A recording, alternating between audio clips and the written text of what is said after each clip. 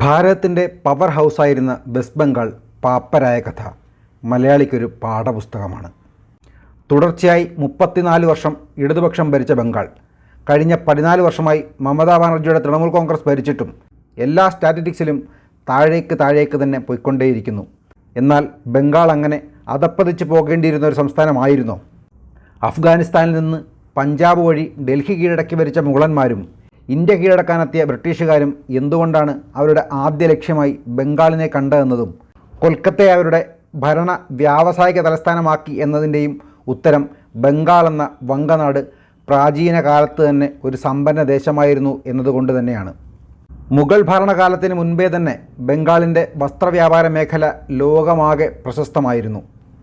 മുഗൾ രാജാക്കന്മാരുടെ ഭരണകാലത്ത് അവരുടെ ട്രഷറി എന്നാണ് ബംഗാളിനെ അറിയപ്പെട്ടിരുന്നത്.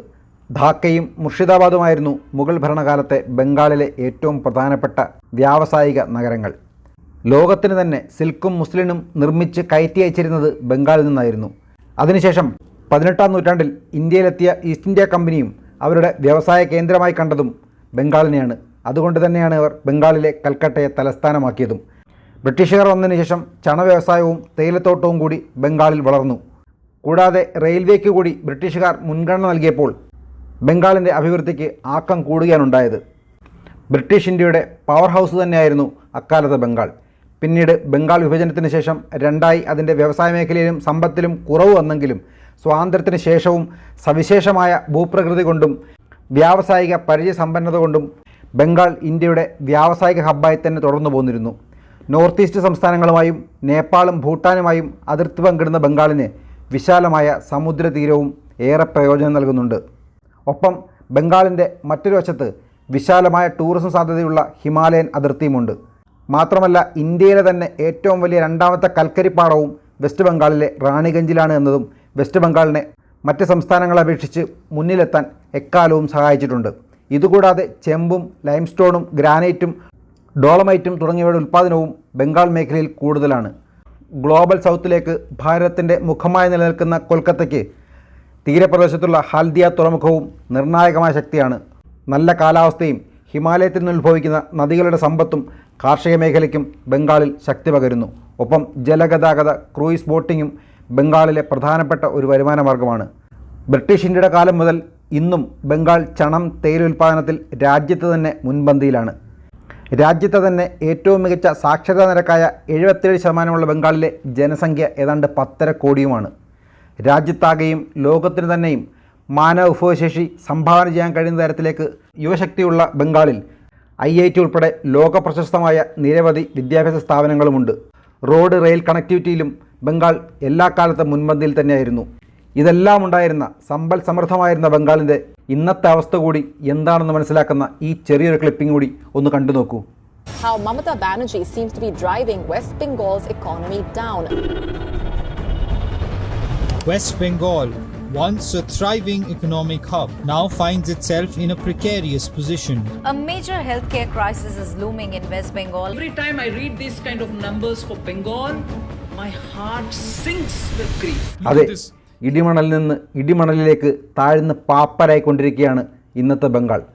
1960 കണക്കുകൾ പ്രകാരം പെർ ക്യാപിറ്റ GDPയിൽ 1-ാം സ്ഥാനത്തുണ്ടായിരുന്ന ബംഗാൾ ഇന്ന് മിസോറാമിനും ത്രിപുരയ്ക്കും അരുണാചൽ പ്രദേശിനും പോലും താഴെയായിരിക്കുന്നു. 1947 സ്വതന്ത്ര ഇന്ത്യയുടെ ആകെ വ്യാവസായിക ഉൽപ്പാദനത്തിൻ്റെ 24% ബംഗാളിൽ നിന്നായിരുന്നെങ്കിൽ 2021 കണക്കുകൾ പ്രകാരം അത് വെറും 3.5% കുറഞ്ഞിരിക്കുന്നു. എത്ര വലിയ വീഴ്ചയാണ് ബംഗാളിന് സംഭവിച്ചിരിക്കുന്നത്. ഇതുകൊണ്ട് മാത്രം കഴിഞ്ഞില്ല. ഒരു സമയത്ത് ലോകത്തിനാകെ മാനവ വിഭവശേഷി കയറ്റുമതി ചെയ്തിരുന്ന ബംഗാളിൽ തൊഴിലില്ലായ്മയും വർദ്ധിച്ചു വരുന്നു.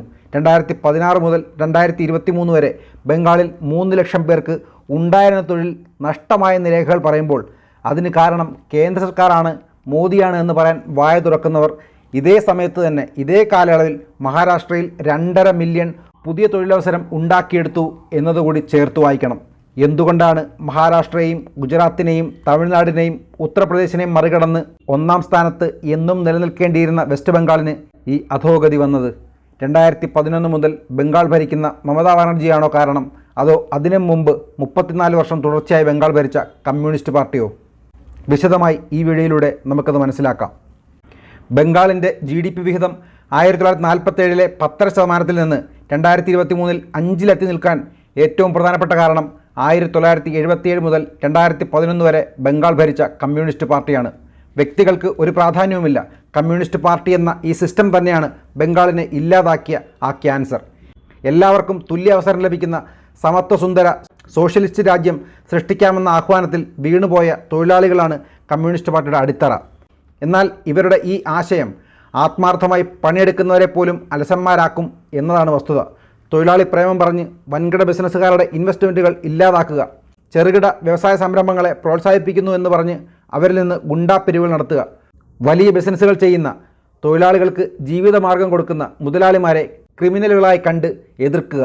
ഇതായിരുന്നു ബംഗാളിലെ കമ്മ്യൂണിസ്റ്റ് പാർട്ടിയുടെ പ്രധാന പോളിസി തന്നെ. ബംഗാളിൽ മാത്രമല്ല, ലോകത്തെവിടെയും കമ്മ്യൂണിസത്തിൻ്റെ പ്രധാനപ്പെട്ട പോളിസി ഇതുതന്നെയാണ്. വെറുതെ പറയുന്നതല്ല, നിരവധി ഉദാഹരണങ്ങൾ ബംഗാളിൽ മാത്രമുണ്ട്.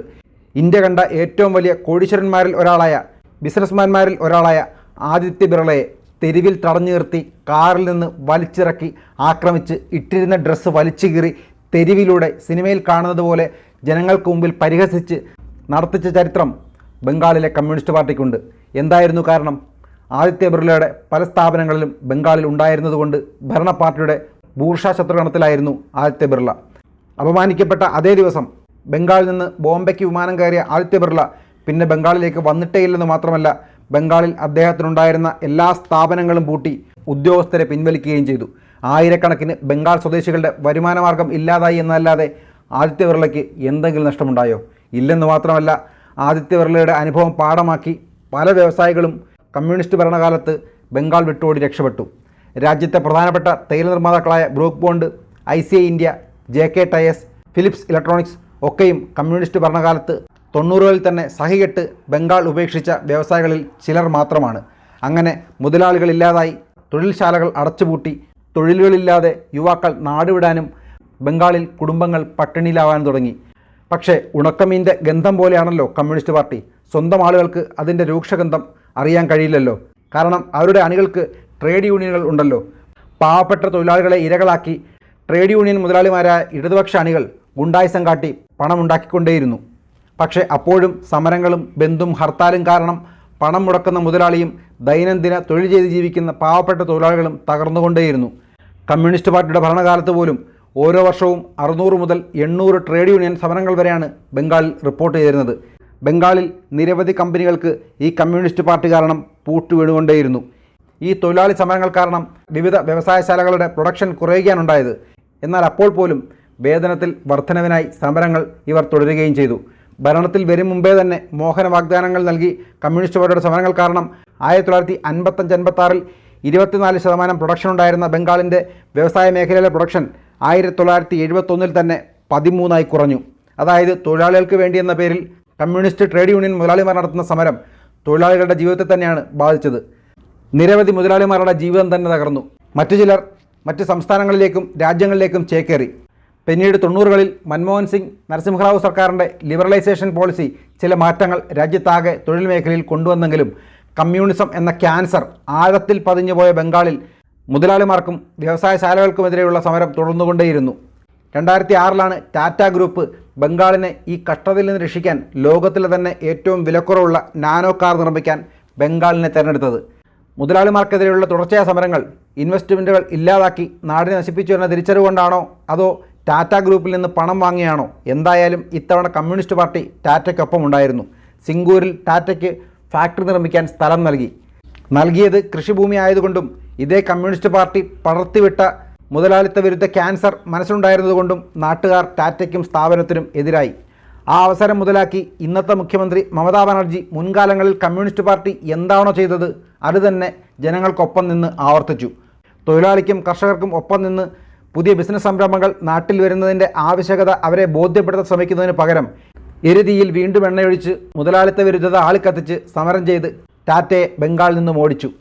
ആയിരക്കണക്കിന് കോടി രൂപ ടാറ്റയ്ക്ക് നഷ്ടമായി. ഒപ്പം ബംഗാളിലെ നിരവധി തൊഴിലവസരങ്ങളും വെള്ളത്തിലായി.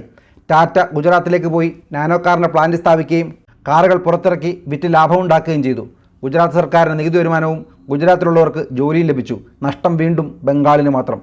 ഇതുപോലെ അനവധി ഉദാഹരണങ്ങളുണ്ട്. ബംഗാളിൽ മാത്രമല്ല, കമ്മ്യൂണിസ്റ്റ് പാർട്ടി ഭരിച്ച ലോകത്തെല്ലായിടത്തും. പറഞ്ഞു വന്നത് 1971 മുൻപും ഭരണത്തിൽ കയറിയതിനു ശേഷവും ബംഗാളിലെ ജനതയുടെ മനസ്സിൽ വിതച്ച കമ്മ്യൂണിസം എന്ന സ്വകാര്യ സംരംഭകരോടുള്ള വിരോധം കമ്മ്യൂണിസ്റ്റ് പാർട്ടി ഏറെ വൈകി മനസ്സിലാക്കി തിരുത്താൻ ശ്രമിച്ചിട്ട് പോലും മാറ്റാൻ കഴിയാത്ത വിധം വിഷമായി മാറിക്കഴിഞ്ഞിരിക്കുന്നു. അതായത് സമത്വ സുന്ദര സോഷ്യലിസത്തിൻ്റെ പേരിൽ ഗുണ്ടായിസവും നടക്കുന്ന ഭൂരിഭാഗം ബംഗാളികളും അലസന്മാരായി മാറിക്കഴിഞ്ഞിരിക്കുന്നു. 2011 മമതാ ബാനർജി അധികാരത്തിൽ വന്നതിന് ശേഷവും ഈ കമ്മ്യൂണിസ്റ്റ് മനസ്സുള്ള ആൾക്കൂട്ടത്തെ സുഖിപ്പിച്ച് മുന്നോട്ട് പോകാൻ മാത്രമേ കഴിയുന്നുള്ളൂ. ഇനി ബംഗാൾ ഭരിക്കാൻ പോകുന്ന ആരാണെങ്കിലും അവർ വ്യാവസായിക അനുകൂല നിലപാട് എടുത്താൽ വീണ്ടും അവിടെയുള്ള കമ്മ്യൂണിസ്റ്റ് പാർട്ടി ഈ മണ്ടൻ അലസന്മാരായ ബംഗാളികൾക്കൊപ്പം ചേർന്ന് സമരം നടത്തി വീണ്ടും അധികാരത്തിൽ വരും. നല്ലൊരു ശതമാനം ബംഗാളി യുവാക്കൾക്ക് ഇപ്പോൾ കാര്യങ്ങൾ ഏറെക്കുറെ മനസ്സിലായി വരുന്നുണ്ട് എന്നതിൻ്റെ ഉദാഹരണമാണ് സ്വകാര്യ സംരംഭകരെ സഹായിക്കുന്ന നിലപാടുള്ള BJPക്ക് ലഭിക്കുന്ന പിന്തുണ. പക്ഷേ എന്നിട്ടും BJPക്ക് അധികാരത്തിൽ വരാൻ കഴിയാത്തതിൻ്റെ കാരണം ഇപ്പോൾ മനസ്സിലായി കാണുമല്ലോ. അതെ, കമ്മ്യൂണിസ്റ്റ് മനസ്സുള്ള അലസന്മാരാണ് ബംഗാളിൽ കൂടുതലും. കേരളത്തിലും അതുതന്നെയാണ് നടക്കുന്നത്. പകൽ മുഴുവൻ പണിയെടുത്ത് കിട്ടുന്ന കാശിന് കള്ളു കുടിച്ചിരുന്ന മലയാളിയെ പിന്നെയും സഹിക്കാമായിരുന്നു. എന്നാൽ ഇന്ന് പകലും രാത്രിയും വല്ലവനെയും പറ്റിച്ചോ ഇരുന്നോ പണം കണ്ടെത്തി കള്ളും കുടിച്ച് ലോട്ടറിയും എടുത്ത് നടക്കുകയാണ് നവമുകുളങ്ങളായ കമ്മ്യൂണിസ്റ്റ് മലയാളികൾ. ഗൾഫ് പണത്തിൻ്റെ കൊഴുപ്പിൽ എത്ര നാൾ മലയാളി ഇങ്ങനെ മുന്നോട്ട് പോകുമെന്നറിയില്ല. നിലവിലെ കേരളത്തിൻ്റെ അവസ്ഥ പോലെ തന്നെയായിരുന്നു മമതാ ബാനർജി അധികാരത്തിൽ കയറുന്ന കാലത്തെ ബംഗാളിൻ്റെ പൊതുകടം. രാജ്യത്തെ ഏറ്റവും കുത്തഴിഞ്ഞ അവസ്ഥയിൽ ആകെ GDPയുടെ 41% കടത്തിലായിരുന്നു കമ്മ്യൂണിസ്റ്റ് പാർട്ടി ഭരിച്ച് നശിപ്പിച്ച ബംഗാൾ 2011. മമതാ ബാനർജിക്കും കമ്മ്യൂണിസ്റ്റ് മനസ്സുള്ള ബംഗാളികളെ സൂചിപ്പിച്ച് ഭരിക്കേണ്ടി വന്നതുകൊണ്ടാവാം 2021 പോലും ബംഗാളിൻ്റെ ആകെ പൊതുകടം 43% വരെ ആയിരിക്കുന്നു. ഇപ്പോൾ ചെറിയ കുറവുകൾ കാണിക്കുന്നുണ്ട്. ബംഗാളിൻ്റെ അവസ്ഥ വളരെ മോശമെന്ന് മനസ്സിലാക്കുന്ന മമതാ ബാനർജി പല ഗ്ലോബൽ ഇൻവെസ്റ്റ്മെൻറ്റ് മീറ്റൊക്കെ നടത്തി ബംഗാളിലേക്ക് സ്വകാര്യ നിക്ഷേപം കൊണ്ടുവരാൻ ശ്രമിക്കുന്നുണ്ട്. കേരളത്തിലെ പിണറായി ഗവൺമെൻറ്റിനെ പോലെ പക്ഷേ നിക്ഷേപത്തിൻ്റെ പ്രഖ്യാപനങ്ങളെല്ലാം വെറും കടലാസിൽ മാത്രമായി ഒതുങ്ങുകയാണ്. ഉദാഹരണത്തിന് 2015 മുതൽ 2019 വരെ 12.5 ലക്ഷം കോടി രൂപയുടെ നിക്ഷേപമാണ് പ്രഖ്യാപനങ്ങളിൽ ബംഗാളിലേക്ക് വന്നത്. എന്നാൽ സംസ്ഥാനത്ത് നടപ്പിലാക്കിയത് അതിൻ്റെ വെറും 3%-മായ 37,500 കോടി രൂപയുടെ സ്വകാര്യ നിക്ഷേപം മാത്രമാണ്. അതേസമയം ഗുജറാത്തിൽ ആകെ പ്രഖ്യാപിച്ച ഇൻവെസ്റ്റ്മെൻറ്റിൻ്റെ 93%-വും അവിടെ പ്രൊജക്റ്റുകളായി മാറി എന്നുള്ളതാണ് വ്യത്യാസം. തമിഴ്നാട്ടിലും ആകെ പ്രഖ്യാപിച്ച നിക്ഷേപങ്ങളിൽ 65 മുതൽ 70%-വും പ്രൊജക്റ്റായി അവിടെ നടപ്പിൽ വന്നു. രാജ്യത്ത് ആകെ വരുന്ന വിദേശ നിക്ഷേപങ്ങളിൽ കേവലം 0.7% മാത്രമാണ് ബംഗാളിലേക്ക് വരുന്നത്. ഒരു നാട്ടിൽ കമ്മ്യൂണിസ്റ്റ് പാർട്ടി ഭരണത്തിൽ വേണമെന്നില്ല, പ്രതിപക്ഷത്ത് പോലും ഉണ്ടായാൽ ആ നാട്ടിലേക്ക് ഒരു വ്യവസായവും നിക്ഷേപവും വരില്ല എന്നതിൻ്റെ ഉദാഹരണമാണ് ബംഗാളും കേരളവും. രാജ്യത്തെ ഏറ്റവും മികച്ച വിദ്യാഭ്യാസ നിലവാരവും ആരോഗ്യ നിലവാരവും ഉണ്ടായിട്ടും കേരളം പിന്നോട്ട് പോകുന്നതിൻ്റെയും കാരണം കമ്മ്യൂണിസ്റ്റ് പാർട്ടി എന്ന ക്യാൻസറാണ്. ലോകത്ത് തന്നെ നമ്പർ 1 എന്ന് പറയപ്പെടുന്ന വിദ്യാഭ്യാസ പുരോഗതിയുള്ള കേരളത്തിൽ തന്നെയാണ് രാജ്യത്തെ ഏറ്റവും ഉയർന്ന തൊഴിലില്ലായ്മയുള്ളതും. തൊഴിലില്ലായ്മയ്ക്ക് കാരണം ഈ നാട്ടിൽ നിക്ഷേപിക്കാൻ ഭയപ്പെടുന്ന വ്യവസായികൾ തന്നെയാണ്.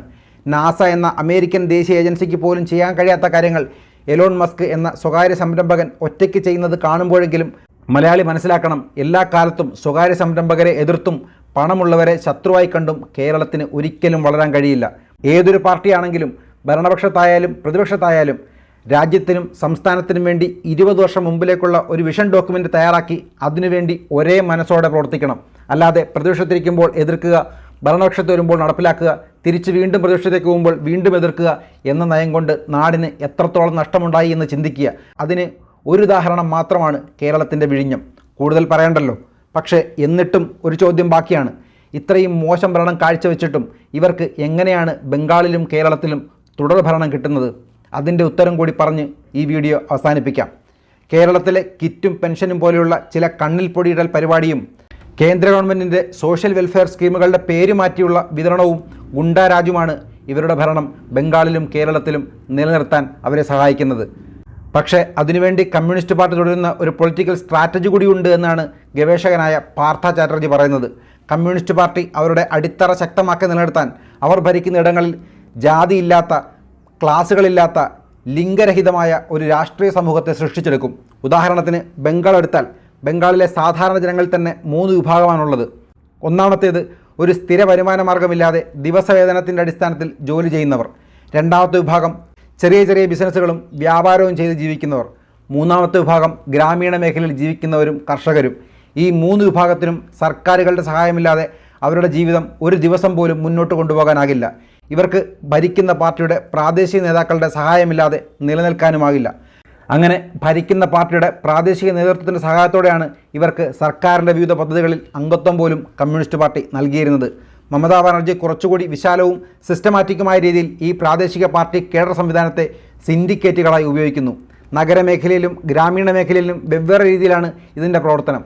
നഗരമേഖലയിൽ നമ്മൾ ആദ്യം പറഞ്ഞതുപോലെ ദൈനംദിന ജോലി ചെയ്യുന്നവർക്ക് സഹായം നൽകിയും ചെറുകിട വ്യാപാരികൾക്ക് ഗുണ്ടകളിൽ നിന്ന് പ്രൊട്ടക്ഷൻ നൽകിയും മമതാ ബാനർജിയുടെ ഈ സിൻഡിക്കേറ്റ് കമ്മ്യൂണിസ്റ്റ് പാർട്ടിയെ പോലെ തന്നെ ഇവരിൽ നിന്ന് പണം സമ്പാദിക്കുന്നുണ്ട്. ഇങ്ങനെ പണം ലഭിക്കുന്ന പ്രാദേശിക നേതാക്കളാണ് മമതാ ബാനർജിയുടെ തൃണമൂൽ കോൺഗ്രസിൻ്റെയും കമ്മ്യൂണിസ്റ്റ് പാർട്ടിയുടെയും കരുത്ത്. കേരളത്തിലും അങ്ങനെ തന്നെയാണ്. ഇലക്ഷൻ പ്രചാരണത്തിലുള്ള സംഘാടനവും മറ്റു പാർട്ടി പ്രവർത്തകരെ ഭീഷണിപ്പെടുത്തലും ആക്രമിക്കലും ഒക്കെ ഈ പ്രാദേശിക നേതാക്കളുടെ ജോലിയാണ്. എന്തുകൊണ്ടാണ് മറ്റു പാർട്ടി പ്രവർത്തകർക്ക് ഇല്ലാത്ത ഒരു ആവേശം ഇവർക്ക് ഉണ്ടാകുന്നതെന്ന് ഇപ്പോൾ മനസ്സിലായല്ലോ. കാരണം അവർക്ക് കൃത്യമായ വരുമാനം സാധാരണ ജനങ്ങളിൽ നിന്ന് ഈ പാർട്ടിയുടെ സഹായത്തോടെ, ഭരണ പാർട്ടിയുടെ സഹായത്തോടെ തന്നെ ഈടാക്കാൻ കഴിയുന്നുണ്ട്.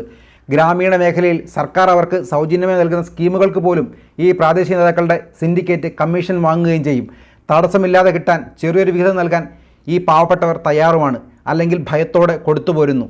ഒന്നാം പിണറായി സർക്കാരിൻ്റെ കീഴിൽ തോമസ് ഐസക് ധനമന്ത്രിയായിരുന്നപ്പോൾ ബാങ്കിൽ നിന്ന് പാർട്ടി പ്രവർത്തകർ പെൻഷൻ വീട്ടിൽ കൊണ്ടു കൊടുക്കാനുള്ള സ്കീം തുടങ്ങിയത് നിങ്ങൾക്ക് ഓർമ്മയുണ്ടാകുമല്ലോ. പെൻഷൻ വീട്ടിൽ കൊണ്ടു കൊടുത്ത് വൃദ്ധരിൽ നിന്ന് പോലും, ആശ്രയിക്കാൻ ആരുമില്ലാത്ത വൃദ്ധരിൽ നിന്ന് പോലും കമ്മീഷൻ വാങ്ങുന്ന സഖാക്കളെ പ്രത്യേകം പരിചയപ്പെടുത്തുന്നുണ്ടല്ലോ. മോദി പെൻഷനും മറ്റ് സബ്സിഡികളും ഡയറക്റ്റ് ബെനിഫിറ്റ് ട്രാൻസ്ഫർ സ്കീം വഴി നേരിട്ട് സാധാരണക്കാരുടെ അക്കൗണ്ടിൽ നൽകിയത് കമ്മ്യൂണിസ്റ്റ് പാർട്ടിയുടെ ഈ സിസ്റ്റം തകർക്കാൻ വേണ്ടി കൂടിയാണ്. സംസ്ഥാന സർക്കാരിൻ്റെ പല സ്കീമുകൾ സാധാരണക്കാർക്ക് നൽകുന്നതിന് കൃത്യമായ ഫീസ് പോലും ഈടാക്കുന്നുണ്ടെന്നാണ് ബംഗാളിൽ നിന്ന് ഇന്ത്യൻ എക്സ്പ്രസ് റിപ്പോർട്ട് ചെയ്തിട്ടുള്ളത്. മരണാനന്തര ചടങ്ങുകൾക്ക് ബംഗാൾ സർക്കാർ ഒരു കുടുംബത്തിൽ 2000 രൂപ കൊടുക്കുമ്പോൾ 200 രൂപയാണ് പ്രാദേശിക നേതാക്കളുടെ കമ്മീഷൻ. കട്ട് മണി എന്നാണ് അവർ അതിനെ വിളിക്കുന്നത്. വീടിന് 1.5 ലക്ഷം രൂപ സർക്കാർ സഹായം ലഭിച്ചാൽ 15,000 രൂപ കട്ട് മണിയായി ഇവർക്ക് കൊടുക്കണം. ഒരു ടോയ്ലറ്റിന് 12,000 രൂപ ഒരു കുടുംബത്തിന് ലഭിക്കുമ്പോൾ 2,000 രൂപ ഇവർക്കുള്ള കമ്മീഷനാണ്. എന്തിനാണ് ഇവർ കൊടുക്കുന്നത് എന്ന് സംശയം ചിലപ്പോൾ തോന്നിയേക്കാം. പെട്ടെന്ന് കാര്യം നടക്കാൻ കൈമടക്ക് കൊടുക്കുകയും വാങ്ങുകയും ചെയ്യുന്ന കമ്മ്യൂണിസ്റ്റ് മലയാളിക്ക് അതിന് പ്രത്യേകം പറഞ്ഞു തരണോ? പിന്നെ ഇങ്ങനെയൊരു കമ്മീഷൻ കൊടുക്കേണ്ടത് ഗവൺമെൻറ് ഫീസാണെന്ന് കരുതുന്ന വളരെ അറിവില്ലാത്തവരുമുണ്ട്. അവരെ ചൂഷണം ചെയ്യുകയും ചെയ്യുന്നു. ഉദാഹരണത്തിന് കേന്ദ്ര ഗവൺമെൻറ് സൗജന്യമായി നൽകുന്ന ഉജ്ജ്വല സ്കീമിന് 550 രൂപ ഫീസായി കൊടുക്കുന്ന പല ഉപഭോക്താക്കളും കേരളത്തിൽ പോലുമുണ്ട്. അപ്പോൾ പിന്നെ ബംഗാളിലെ കാര്യം പറയേണ്ടതുണ്ടോ? 5 കിലോമീറ്റർ ചുറ്റളവിൽ ഫീസ് വാങ്ങാതെ നൽകേണ്ട ഗ്യാസിന് നമ്മളിൽ പലരും ഇൻസ്റ്റലേഷൻ ചാർജ് എന്ന് പറഞ്ഞ് അധിക തുക കൊടുക്കുന്നുണ്ട്. ചിലർ അറിഞ്ഞും ചിലർ അറിയാതെയുമാണ് അത് നൽകുന്നത്. മുദ്രാ ലോൺ ലഭിക്കുന്നതിന് പോലും കമ്മീഷൻ വാങ്ങുന്ന ബാങ്ക് ഉദ്യോഗസ്ഥർ ഈ കേരള രാജ്യത്ത് പോലുമുണ്ട്. ഇപ്പോഴും ബംഗാളിൻ്റെ ആകെ GDPയുടെ 80% സംഭാവന ചെയ്യുന്ന മാനുഫാക്ചറിംഗ് രംഗത്തിന് വേണ്ടി സർക്കാർ ബജറ്റിൽ നീക്കിവെക്കുന്ന പണം കുറവാണ്. പകരം കാർഷിക മേഖലയ്ക്കും കിറ്റ് പോലെയുള്ള വെൽഫെയർ സ്കീമുകൾക്കുമായി ബജറ്റിൻ്റെ 80% തുക നീക്കിവെക്കുകയും ചെയ്യുന്നു. കേരളത്തിലും ഇതുതന്നെയാണ് ചെയ്തുകൊണ്ടിരിക്കുന്നത്.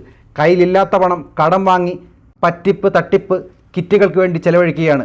കാരണം ബംഗാളിലെ ആകെ വോട്ടർമാരിൽ 70%വും ഗ്രാമീണ മേഖലയിൽ താമസിക്കുന്ന പാവപ്പെട്ടവരാണ്. വോട്ട് ബാങ്കിനായി കബളിപ്പിച്ച് ബംഗാൾ ഒരു വഴിക്കായി. കമ്മ്യൂണിസ്റ്റ് പാർട്ടിയുടെ 34 വർഷം നീണ്ട ആ ദുഷിച്ച ഭരണകാലത്തേക്കാൾ ആത്മാർത്ഥമായി പരിശ്രമിച്ചിട്ട് പോലും മമതാ ബാനർജിക്ക് 14 വർഷമായിട്ടും ബംഗാളിനെ ആ പടുകുഴിയിൽ നിന്ന് ഉയർത്തെടുക്കാനാവുന്നില്ല. കേരളവും കടന്നു പോകുന്നത് അതേ വഴിയിലൂടെ തന്നെയാണ്. ഇനിയും കമ്മ്യൂണിസ്റ്റ് ഭരണം തുടർന്നാൽ നാളെ ആര് ഭരിച്ചാലും കേരളത്തെ ഉയർത്തെഴുന്നേൽപ്പിക്കാൻ ആകാത്ത വിധം അവർ കുഴിയിലാക്കും. കേരളത്തിൻ്റെ ഭാവി ഈ വീഡിയോ കണ്ടുകൊണ്ടിരിക്കുന്ന നിങ്ങളിലാണ്, നിങ്ങളുടെ വരും തലമുറകളിലാണ്. അതുകൊണ്ട് തന്നെ കൂടുതൽ പേരിലേക്ക് ഈ വീഡിയോ എത്തിക്കണം. നാടിന് മാറ്റമുണ്ടാകട്ടെ.